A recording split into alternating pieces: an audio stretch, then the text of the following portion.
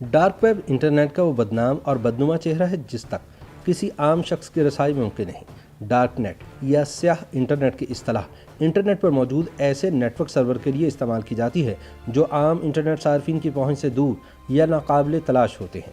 Dark web world wide web کا ایسا حصہ ہے جس تک پہنچنے کے لیے آپ کو خصوصی سافٹ ویئر کی ضرورت ہوتی ہے، لیکن جب آپ ایک مرتبہ اس کے اندر پہنچ جاتے ہیں تو وہ بالکل ایسے ہی نظر آتی ہے جیسے کوئی بھی عام ویب سائٹ۔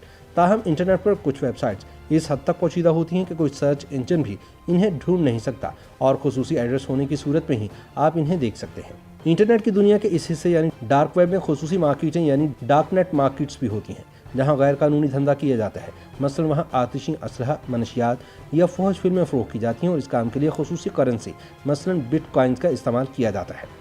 ڈارک ویب پر ایسی مارکیٹس بھی موجود ہیں جہاں آپ کو اجرتی قاتل آسانی سے دستیاب ہو جاتے ہیں جنہیں آپ خرید کر کسی کو بھی قتل کروا سکتے ہیں۔ ایک تحقیق کے مطابق گوگل سرچ انجن کے ڈیٹا بیس میں صرف 16% ویب پیجز کا اندراج موجود ہے، جبکہ باقی ویب سائٹس اب بھی گوگل کی پہنچ سے دور ہیں، اس لیے انہیں کسی کے لیے بھی تلاش کرنا کافی مشکل ہوتا ہے۔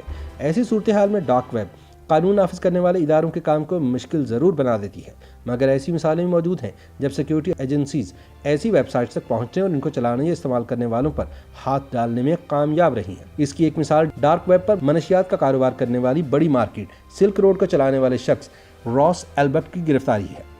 اسی طرح امریکی ادارے FBI نے حال ہی میں ڈارک ویب پر بچوں سے جنسی تشدد کی ویب سائٹ چلانے والے 2 افراد کو بھی گرفتار کیا تھا۔ ماہرین کا کہنا ہے کہ اگر آپ ڈارک ویب کی کوئی سائٹ کھول بھی لیں تو آپ یہ پتہ نہیں چلا سکتے کہ اس کو کون چلا رہا ہے یا اس کے پیچھے کون سا مافیا کام کر رہا ہے۔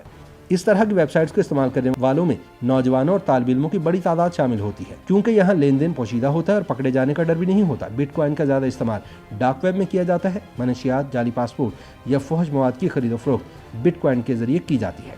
یہ انٹرنیٹ کی دنیا میں سب سے تیزی سے پھیلنے والی کیٹیگری ہے۔ کریڈٹ کارڈز کی معلومات ہیک کر کے یہاں بہت سستے داموں بیچی جاتی ہیں۔ پاکستان میں بھی ڈارک ویب پر چھوٹے بچوں کی فحش فلموں کا کاروبار کرنے والا ایک شخص گرفتار ہو چکا ہے جس کا نام سہیل ایاز ہے۔